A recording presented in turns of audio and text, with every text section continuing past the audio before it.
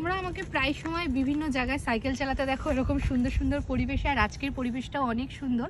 তো এই সুন্দর পরিবেশে সাইকেল চালাতে চালাতে তোমাদের একটা সুন্দর জাপানের বিষয় বলি। যখন আমি জাপানে সাইকেল চালাই তখন আমি বলেছি অনেক রুলস আছে। সেরকম যারা 4 চাকা চালায়, মানে বড় গাড়ি, 4 হুইলার বা তার থেকেও বড়, তো সেই সব গাড়ির ক্ষেত্রেও কিন্তু অনেক নিয়ম আছে।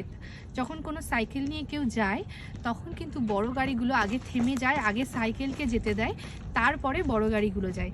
তেমন আমি যখন সাইকেল চালাই তখন আমার সামনে যে পায়ে হেঁটে যায় আমি আগে তাকে যেতে দিই, তারপরে আমি যাই।